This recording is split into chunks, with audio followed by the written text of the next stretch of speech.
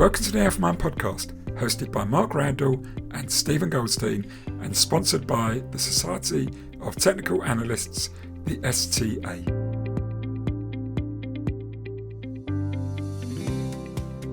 This week we are delighted to have Adam Birkett join us on the AlphaMind podcast. Adam is a long-term friend of AlphaMind and also occupies a significant and lofty perch in the world of trading, having spent over 25 years in the industry working in freight trading for Cargill, one of the world's biggest commodity trading firms, to the point where he now heads the trading arm of their global ocean transportation business, overseeing more than 80 traders based in Europe, Asia and the US. Adam is keen to share his views on trading, both from the perspective of someone with a lot of experience of the ups and downs of trading, and through the lens of someone who leads a large group of traders on a daily basis. Before we go further, we would like to just talk about our podcast sponsor, the Society of Technical Analysts. Long-term listeners to the AlphaMind podcast will be aware that we have a highly valued partnership with the Society of Technical Analysts, the STA. Their goals and ours converge around helping people to become more effective and better at what they do. The STA are a globally renowned educational institution that has been at the forefront of nurturing traders and analysts to hone their technical analysis skills for over half a century. Thanks to this collaboration, we're thrilled to extend an exclusive benefit to our listeners who can now enjoy a £100 discount or its equivalent in your local currency on their superb Technical Analysts Home Study course. This comprehensive course, with an option for an internationally recognised diploma, has been created by some of the leading experts in the field of technical analysis. The course is designed to profoundly enhance your skills and knowledge, delving into a wide array of price action techniques and methods. The knowledge can prove invaluable to traders, investors, analysts and system developers, offering fresh perspectives for deciphering and interpreting price action, sentiment, liquidity, underlying human behaviour behind these, and how these can fit into your trading system, method or strategy. Don't miss out on this incredible opportunity to invest in your education and skills development. Visit our website at alpha-mind.net and scroll down to the Society of Technical Analysts section to find a link with more detail of how to take advantage of this offer. Now on with this week's podcast. Well, welcome to this week's AlphaMind podcast, and we're delighted to have Adam Birkett with us. Adam is Global Trading Lead for Cargill Ocean Transportation, part of the massive commodity group Cargill, which, for those of you that don't know, is the largest private company in America, I believe. And we're delighted to have Adam with us to reflect on the more professional side of trading and his own journey. And perhaps to sort of kick off this podcast, perhaps it's to ask Adam just to share with us his story so far and really how he came to have his current views on his approach to trading and indeed trading leadership. So Adam, welcome to the show. Thank you very much, Mark and Steve. Thanks for having me. Story of how I got to my kind of current thinking around trading. So just to give a very brief history, I've been trading freight for ocean transportation for kind of most of the last 20 years in Geneva. And for a vast proportion of that, 8 years from 2008 to the end of 2015, I was head of the Cape-sized trading desk. And we had a lot of success on that desk. The early years were very, very good. And then towards the end, not so good. In 2014, we lost some money. And Cargill said, okay, no problem. That type of things happens. Tell us what you're going to do differently. Then in 2015, we lost money again. Started off well and then gave that money back, gave some more back, and we lost money again. And Cargill said, this time we're going to do something different, and this time it's you. And I went off and I did something else for 3 years. I stayed with Cargill. I went off into the risk management group and worked on some few kind of corporate strategy works. But what I came to realize, reflecting back on that period, was how my entire sense of self. So it came as a hell of a blow to me when Cargill said to me, like, you've lost money. It's time to move you on to someone else. And freight is a very small market. So it was a very public failure, if you like, on my part. And that came as a real blow to me and blow to, my ego. And as I say, reflecting back on that over, the next few months and years, I came to realize that my entire sense of self, how I viewed myself, was really caught up with my success or not as head of the Cape trading desk. My identity was entirely attached to my role as head of Capes. And I think what that meant was that when things went wrong, it didn't just challenge, it challenged not just my professional life, but my whole life. I felt like I was a failure. And even before we got to that point, reflecting back, I realized that attachment I had, that attachment I had to my role in the sense that I was that role, was really driving quite a lot of bad behaviors before then as well. So if people were questioning me on a view of the market and an outlook of the market, I wouldn't see that as healthy, challenging and healthy questioning. I would see that as a challenge to me and who I was. So I could see that I was very much attached to my role and the success or not of my role as head of Capes. But as I say, that role ended, not through my choice, but it ended at the end of 2015. I went off in Cargill and I did some risk management stuff. And I also started working later on in probably about 2016. I started working on a review of Cargill's trading strategy. I wasn't doing the review myself. I was bringing together a group of people, group of trading leaders from across Cargill, to really think about what do we need to do differently. Markets were changing, technology was coming, lots of things were changing. We decided we need to review our trading strategy. And that gave me a great opportunity to look at the trading inside and outside of Cargill, and to kind of look at what the best traders and trading teams were doing inside and outside of Cargill. And what it became abundantly clear to me was that the best traders are not the ones that knew more about the market, had better insight, better knowledge, better expertise. It wasn't that made the good traders, the sustainably good traders, stand out, inside or outside Cargill. It was actually what they did when the market was going against them.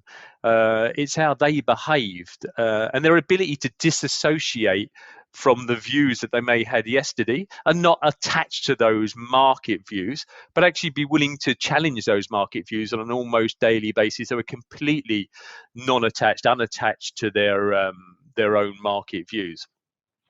So at the same time, we're going through this kind of internal, spiritual, if you like, journey over a course of months and years, as I'm reflecting on myself and how I am as an individual and how I was behaving on the Cape desk, and the power of non-attachment. At the same time as going through that, I'm observing this group of traders inside and outside of Cargill, who are really succeeding in the medium to longer term by not attaching themselves to any kind of market view or any position, and looking at these two things side by side, and the power of non-attachment, and thinking to myself, well, this kind of spiritual journey if I'm on to understand myself and why I was attaching to stuff, and the lessons I'm trying to learn as I go through that, are super valuable, super applicable in a trading space as well, because that's what I'm seeing the super good traders do. They're being non-attached. They're willing to not know what's going to happen next, willing to challenge themselves. They're completely unattached. They're not identified with anything they're doing.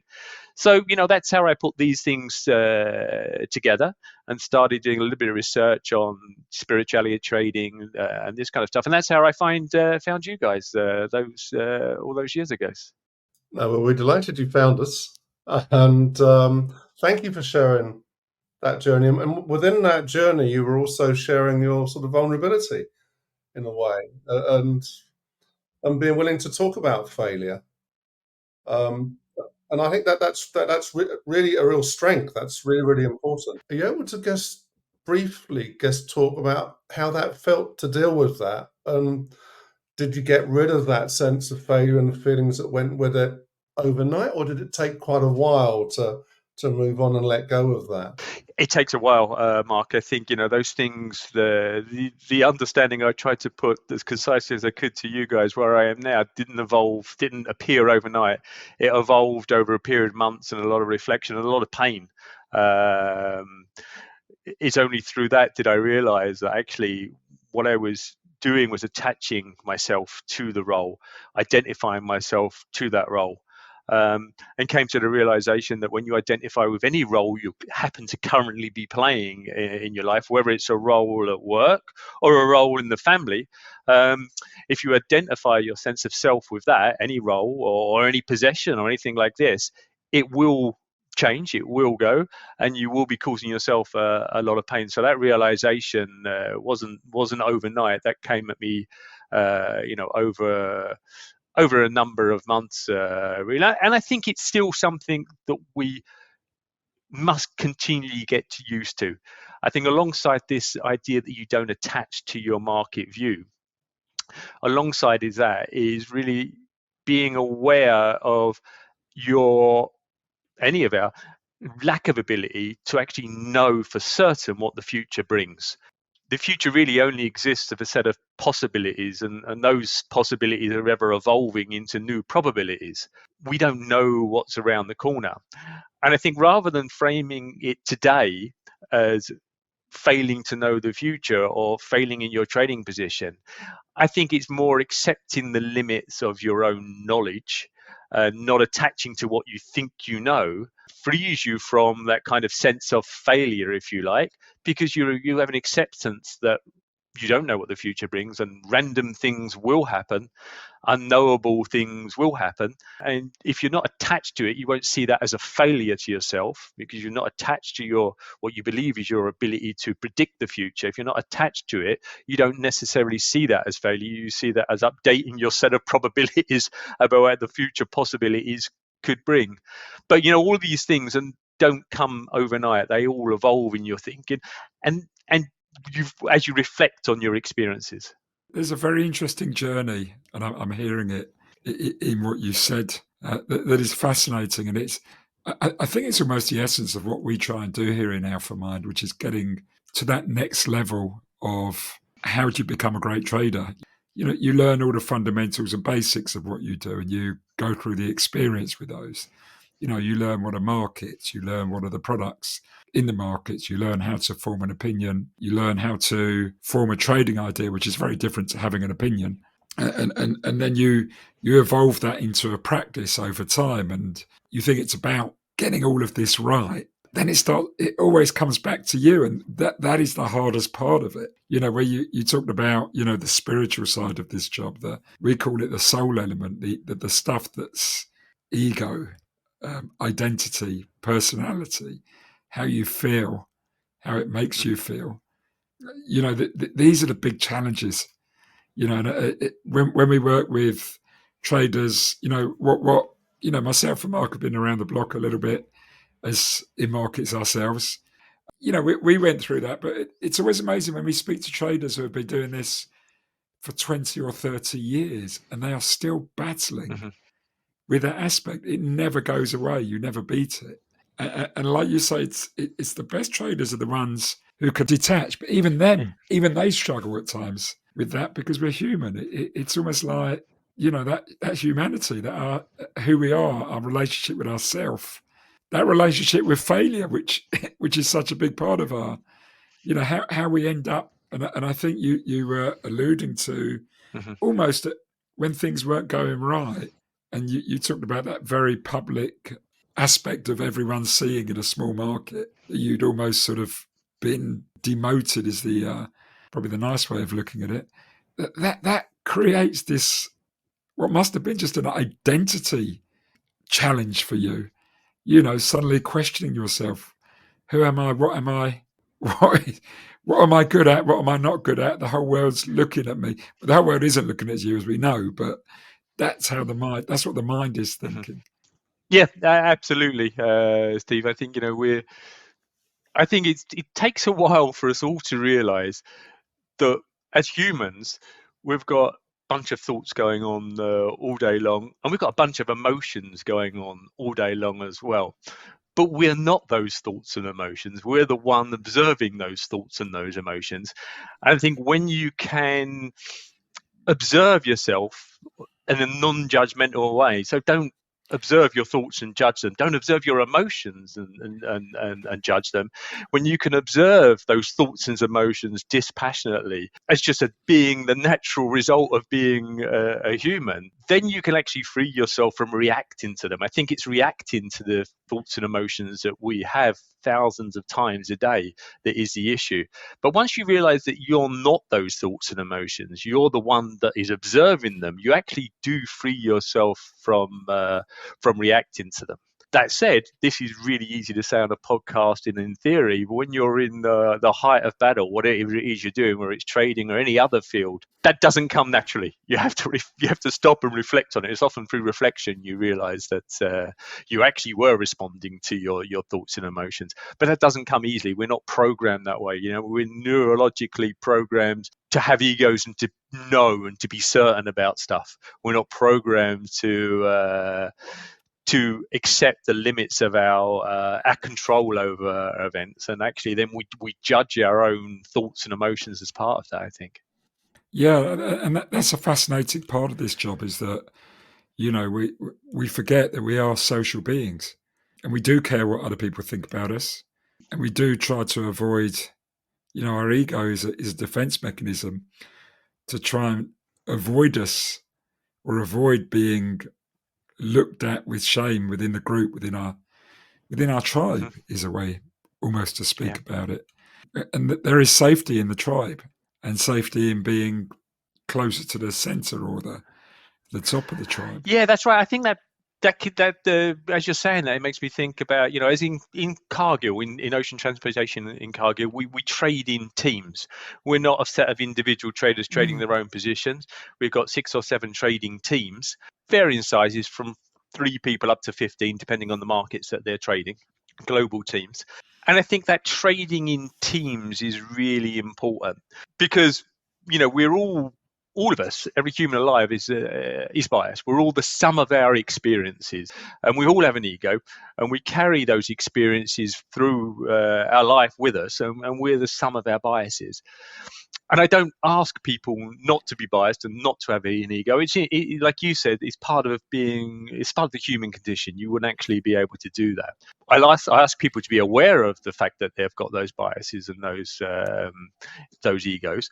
But what is important, going back to the point around trading, trading in teams, what's important about that is that our teams we put together must be diverse. People with different experiences, different backgrounds, different genders, different upbringings, this kind of stuff.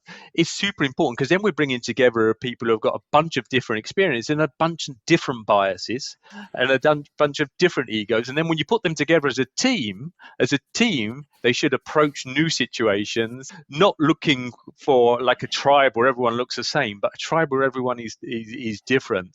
And they will approach a problem or a situation in a more unbiased way, the more diverse they are. And I think that's super important, protecting ourselves, protecting the team from just the natural way we are as humans.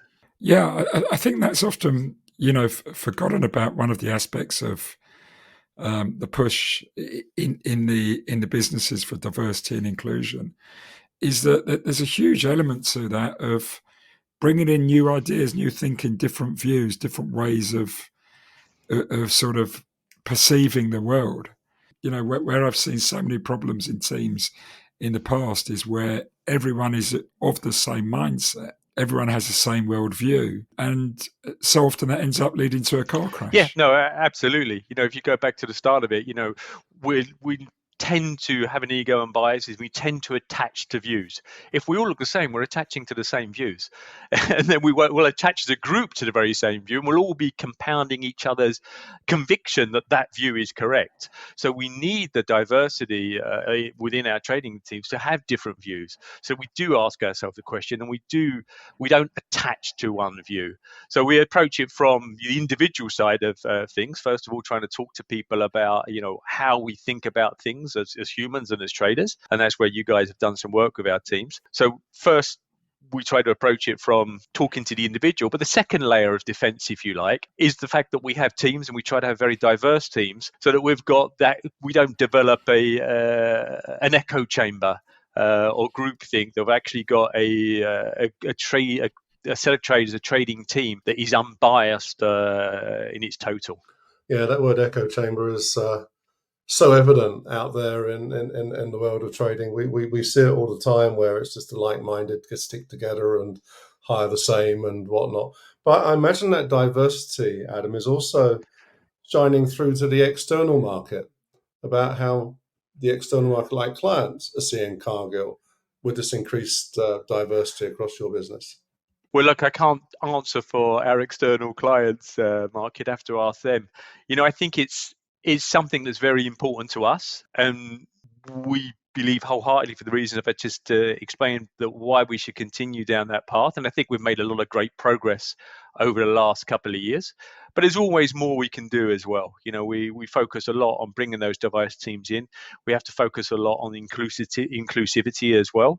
And it's a constant work to make sure that we do that. So it's very important to us, not just because it's the right thing to do, but as Steve said, there's a business imperative to making sure you have diverse teams. Yeah, no, I think it's a very comfortable trend to see in the general corporate world particularly in the trading world, that for a long time it hadn't been very diverse, but now it's starting to happen. Of course, now it's also starting to happen that leaders like yourself are seeing the need to pay attention to self and how self exists in its sort of sense of presence in the market space, but also having an awareness of where the self actually is, because of course the self can drift into this fantasy world of looking back with disappointment, looking forward with anxiety, and yet you're in that state, but you're trying to do something complex.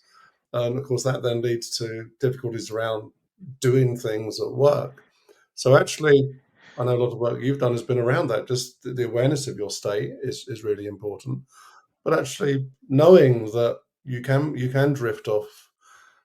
But it's knowing that you've drifted that's really, really important to actually be able to get yourself back into the reality at the present, to be focused on what you do, given the fact that your world is so complex.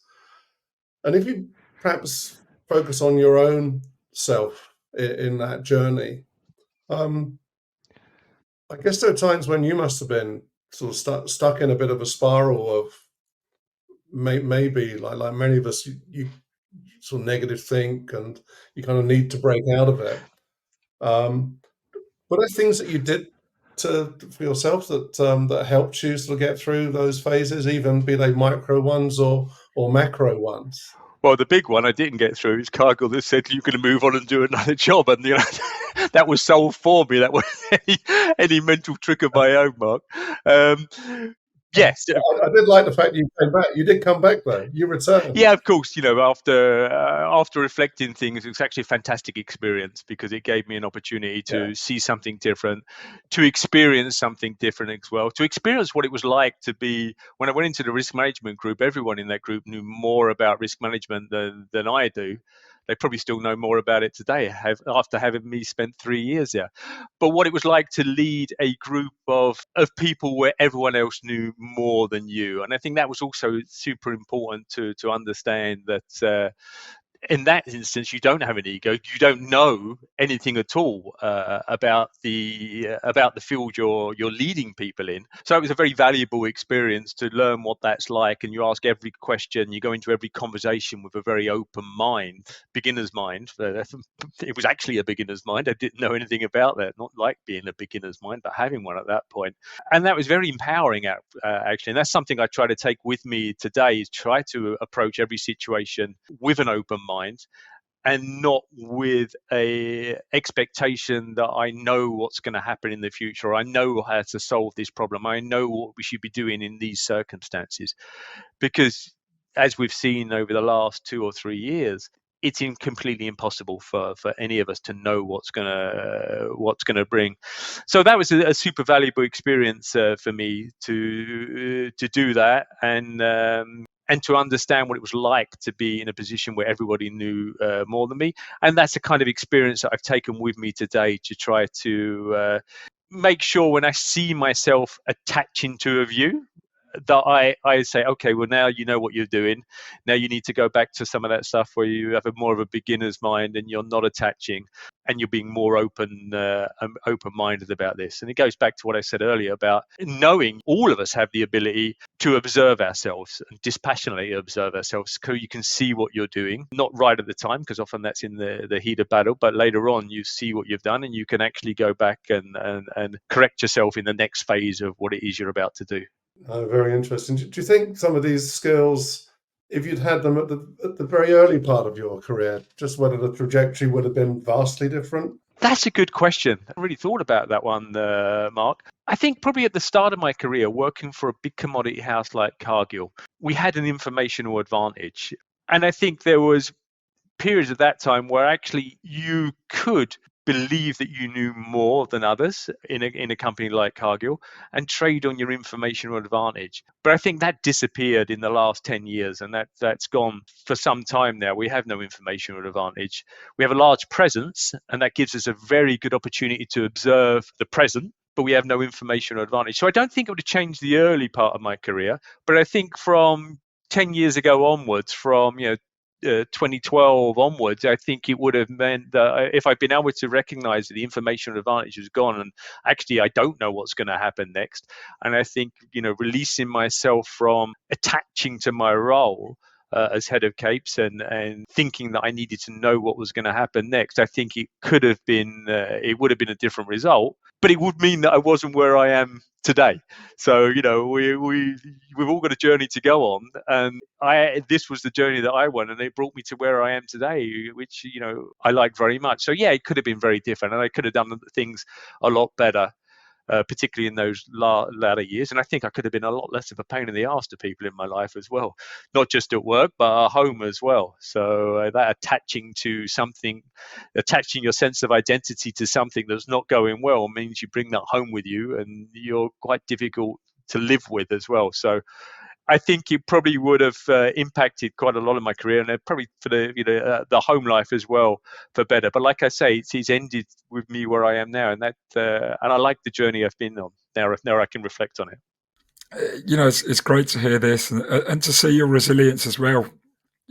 Clearly you did something right during that tough period, and I know we know how important sharing this stuff is for you to the people in your team. You run a huge team, I think 80 odd traders.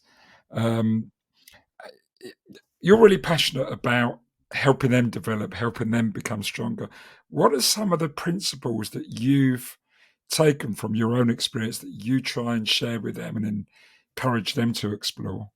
Yeah, I think what we talk a lot about is thinking about our trading in a probabilistic way. As I was saying earlier, the future is not known. No one knows it. Random things happen. Random events happen. Sometimes they can be big random events like COVID or a war in Ukraine. Other times they can be small random events that someone's got up today and they're going on a holiday and they're going to exit a position, and that started an exit by a lot of people at the same time. There's stuff they're not going to be in USD. You're not going to know that stuff. So I think we talk a lot about trading in a very kind of probabilistic way, accepting that things won't go our way. We do a lot of work in the role of the self in that. If you think about things in a probabilistic way and accept that things won't go your way all the time, you're accepting there's a lack of control you have. You don't have control over outcomes. And that's difficult, like we said, for our human egos to accept our lack of control. And that's where the power of self, or knowing self, comes into it, because you need to live with these pretty regular disappointments in your trading. So that's where that comes into. So we talk about the role of probability, thinking probabilistically about our trading. That's one thing we talk about very regularly. We talk about knowing yourself. And I think the other thing, and it's attached to those first two things that we talk about a lot, is the difference between results and performance. They are two separate things. Performance is the multiplier to the circumstances which bring results. So we can perform well, but we can control our performance, but we can't control the circumstances we're performing in. And results and performance are different different things. And I think we focus a lot on that, not to believe that you're a great trader because you've made a lot of money. Look back at your performance, and not to believe you're a bad trader because you've lost. You've had a losing run. Let's look back at the performance. So when we do our quarterly performance reviews, we try to focus very much on our decision-making process and very little on the result. So we'll ask ourselves questions like, did we know everything we could have reasonably have known when we made that decision? Did we think about probabilities in the right way? When we unbiased as we thought about probabilities? And then, last thing, did we assess the risk and reward the current market pricing was offering us? Did we assess that in an unbiased way as well? So those are the kind of things that we talk a lot about: trading in a probabilistic way, managing yourself as you trade in a probabilistic way, and then separating results and performance out, and trying to focus on performance and the process of decision making. That's more important for us, and so we focus a lot on those things. One of the things that is part of this job, I think you've really kind of expressed it really well, that the idea that you've got, the results are not necessarily a function of your performance. That they may be, but you might still have a negative result. But actually, your job is sometimes to take risk, manage risk, and you're going to do things that are good things, but they're going to have bad outcomes because of randomness. The challenge then is that we can then get into this spiral and then actually start creating the underperformance that we want to avoid, or start beating ourselves up, getting down on ourselves. I mean, do you have any sort of tactics to defend against that, or suggestions for people that, how do you cope with either? And I don't believe you can necessarily avoid spiraling. I think everyone does it to degrees, but is there a defense mechanism against allowing it to take hold of you?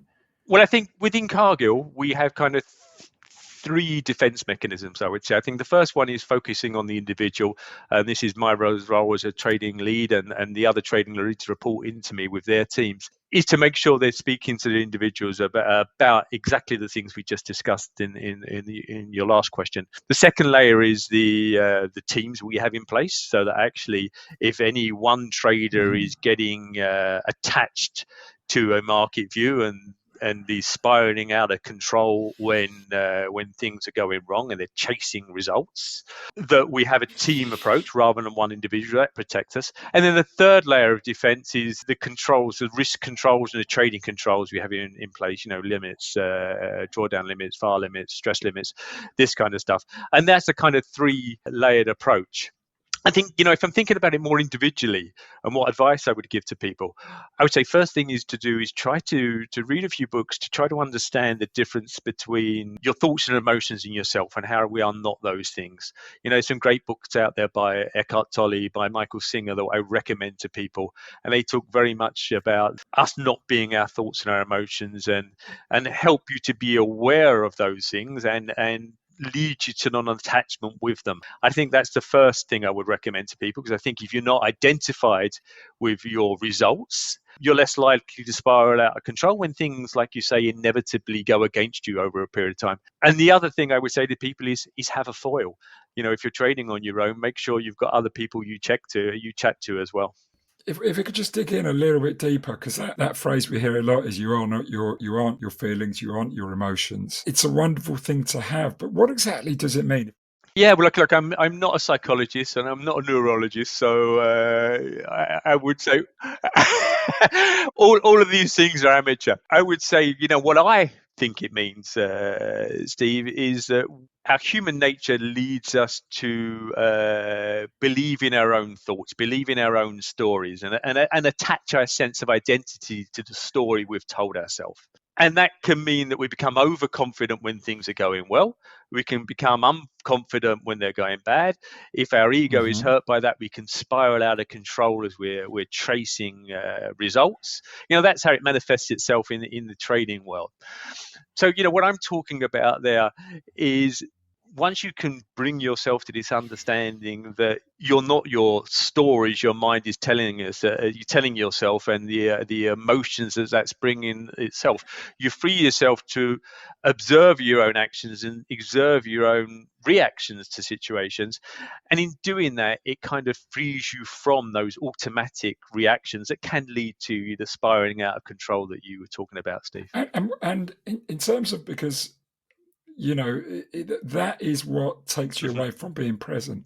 Yeah. Those feelings you have, the desires which sometimes get hold of you, which cause you maybe to chase something when you shouldn't, or to put too much risk on. And the opposite of that is the fear that sometimes causes you to freeze when just at the moment when you should be going a little bit more aggressively or should be following your process. In there is the ultimate challenge of this job.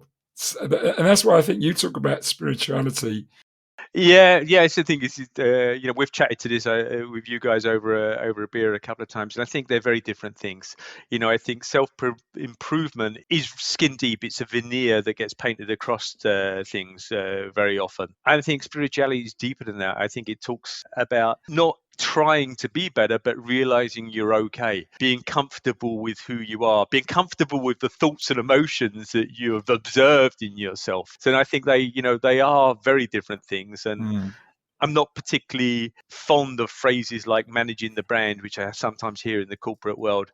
And I think that again is a veneer when you really should be looking at the deeper question is, how are you, not how do you appear?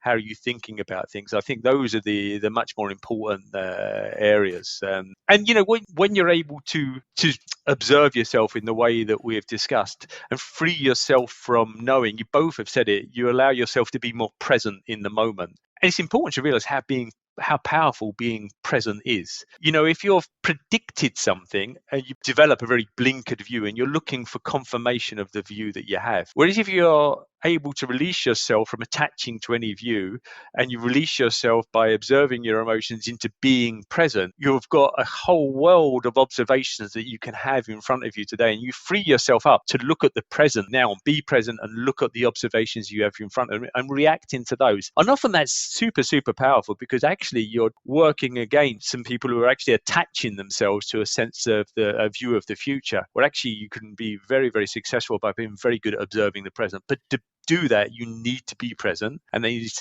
need to free yourself from attaching to views and from the stories and the thoughts that we tell ourselves. Yeah, the power of the moment, and just take it moment after moment. But boy, is that difficult. But having an attitude to respect self, and I think you mentioned it yourself, they're actually asking yourself the question, am I okay?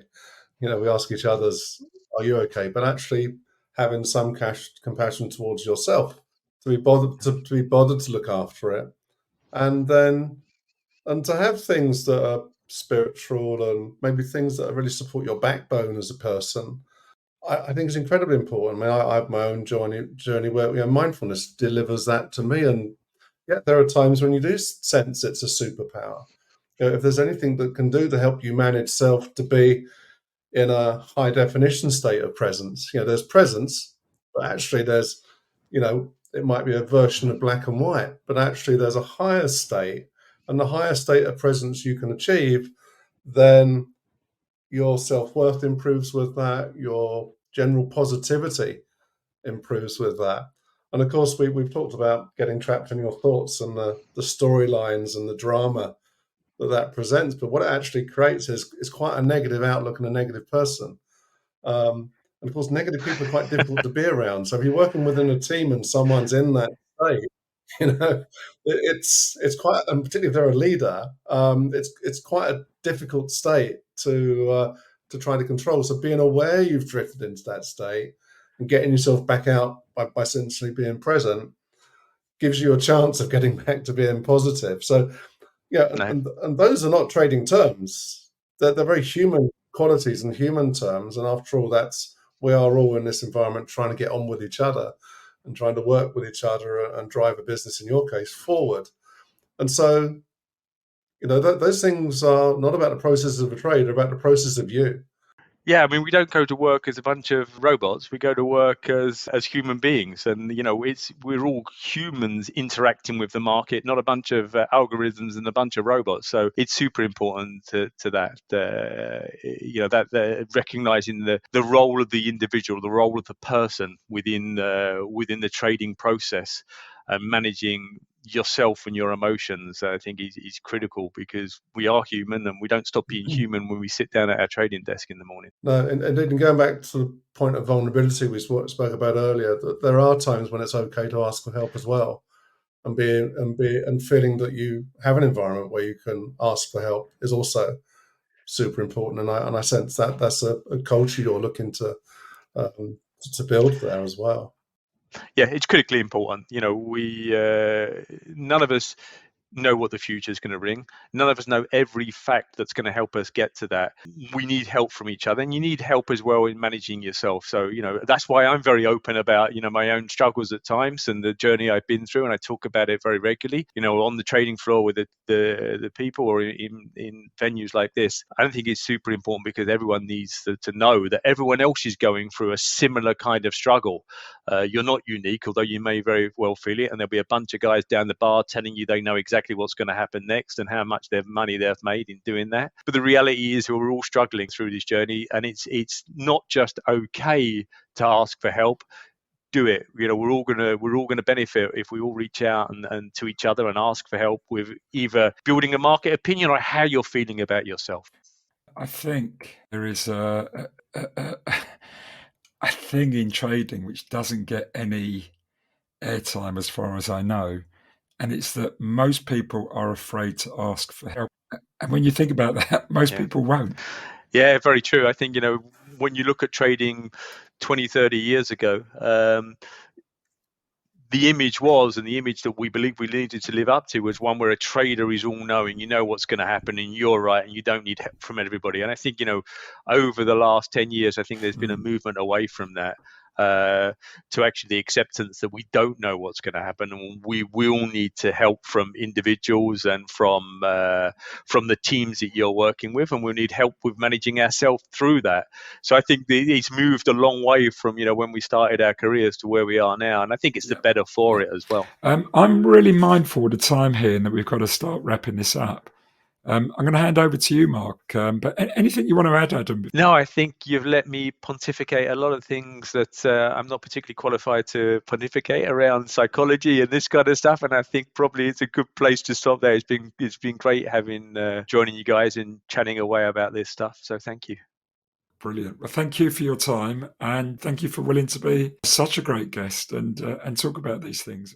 Yeah, it's so important. We talk about vulnerability, the power of not knowing, the fact that there's pain and dealing with pain in these environments, and there are times when actually you need to ask for help. It's just super important to have the environment that promotes that. For me, it's a real strength for a business that they cultivate that type of intercommunication across teams. And I think there also was a phrase that came out that I really, really liked, Adam, which was, performance is the multiplier to the circumstances needed to produce results. That is a phrase. That is a very, very interesting phrase, because amongst that is that actually there's the circumstances of you, the circumstances of yourself as part of that as well. How we've tuned in today that for yourself, it was very important to acknowledge your state and be comfortable with your state throughout your journey. Also having comfort, and I think it was a strength coming back into the business as a reformed, different version of Adam with that journey. I mean, a lot of people wouldn't do that. The fact that you were comfortable going back and then drove the business to where it is now. I think hats off to you, really. That's great to see. And of course, we know that business continues to flourish very well. So, yeah, we thank you. And even throwing away things like beginner's mind, it's super important. And that phrase, which we know you're very keen on, the sense it's okay not to know. It's just okay not to know. So, Adam, thanks again. I'm sure we'll be seeing you in the not too distant future, but we really appreciate your support in joining us on this podcast. Thank you. Cool. Thank you very much, guys.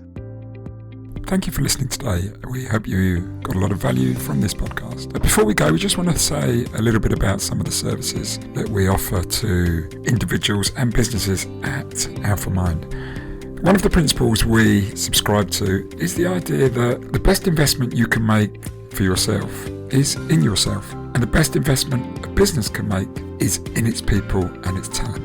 Surprisingly, in the trading and investment industry, the personal development of individuals as risk takers and traders is often largely overlooked. Now, at AlphaMind, we specialise in providing these essential performance improvement services across the financial markets and investment industry. We work with many clients across the world, from leading investment firms to global hedge funds, asset management businesses, investment banks, energy and commodity trading firms, and proprietary trading businesses, as well as with numerous individuals. Our services are centered around our coaching offerings, trader performance coaching, leadership and executive coaching, team coaching, and our powerful high performance trading workshop programs. If you're keen to learn more about our work and how we can assist you or your business, we invite you to explore our offerings at alpha-mind.net or reach out to us at info@alpha-mind.net. We wish you the best of luck and have a great week.